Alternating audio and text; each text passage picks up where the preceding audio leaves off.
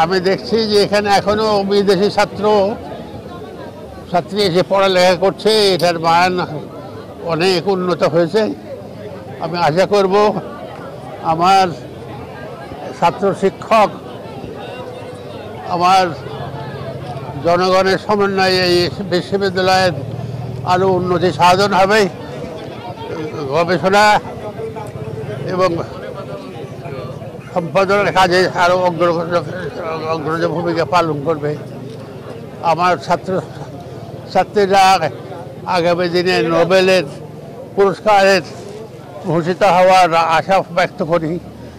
যখন প্রফেসর গোলাম Rahman sir vice chancellor দায়িত্ব পালন করেছেন এবং এই বিশ্ববিদ্যালয়ের তার আগের 2 বছর প্রকল্প পরিচালক হিসাবে ছিলেন, এই খুলনা বিশ্ববিদ্যালয়ে গবেষণার বিশাল দ্বার উন্মুক্ত করেছি এবং এটাকে আমরা ঘোষণা দিয়েছি যে ইমপ্যাক্টফুল বিশ্ববিদ্যালয়, যার মানে যে যাই হবে না কেন এই অঞ্চলের যে যারা স্টেক হোল্ডার আছে, যারা অংশীদার আছে, তাদের সমন্বয় এবং তাদের এই গবেষণার মধ্যে যে ফলাফল হবে তার উপকৃত হবে, দেশ হবে, জাতি হবে এবং খুলনা বিশ্ববিদ্যালয় এগিয়ে যাবে।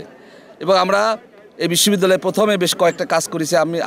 আমরা বিশেষ করে আমাদের প্রশাসন গত 1 বছর ধরে আমরা কোলাবোরেটিভ এবং ইন্ডাস্ট্রির সাথে আমরা বেশ কিছু প্রকল্প হাতে নিয়েছি এবং আমাদের গবেষণায় আমরা প্রচুর অর্থ বরাদ্দ রেখেছি এবং আমরা টিএশিপ চালু করেছি এবং বিশ্ববিদ্যালয়ের সার্বিক উন্নয়নের ছাত্রছাত্রীদের গবেষণার প্রতি তাদের প্রলুব্ধ করার জন্য তাদেরকে আর্থিক অনুদান আমরা দেওয়ার ব্যবস্থা করেছি।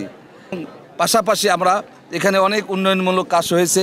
আজকে আমার খুব ভালো লাগছে যদি আপনাদেরকে এই যে পাশে বাদিকে যে একটা টিএসসি আছে, ওখানে আমাদের প্রায় 1200 থেকে 1500 ক্যাপাসিটি একটা বড় অডিটোরিয়াম আছে। এটা আশা করি আগামী বছর হয়তো আমরা ওইখানে বড় একটা অনুষ্ঠান করতে পারবো। পাশাপাশি আমাদের জিমনেশিয়াম এবং অন্য বেশ কিছু প্রকল্প কাজ চলছে এবং সরকারের আমাদের দিকে চেষ্টা করছি যে আরও অর্থ বরাদ্দ করার জন্য, বরাদ্দ দেওয়ার জন্য। আমার মনে হয় যে খুলনার জনগণ যদি আমাদের পাশে থাকে, ইনশাল্লাহ আমাদের কাছে কোনো আমরা বাধা মনে করি না। আরেকটা বড় সুখবর হলো এরকম আরেকটা বিশ্ববিদ্যালয় আমরা পাইকগাছে পেয়েছি, যেটা নাম দিয়েছি আমরা খুলনা বিশ্ববিদ্যালয় অফশোর ক্যাম্পাস। এটা করা এবং পাইকগাছার মাঝামাঝি।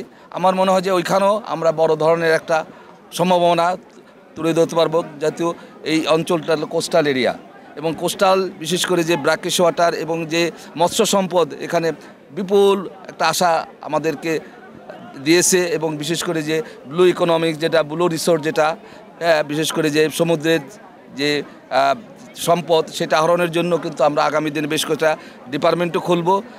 ইতিমধ্যেই আমরা দেখছি যে কবুতর ওড়ানোর মাধ্যমে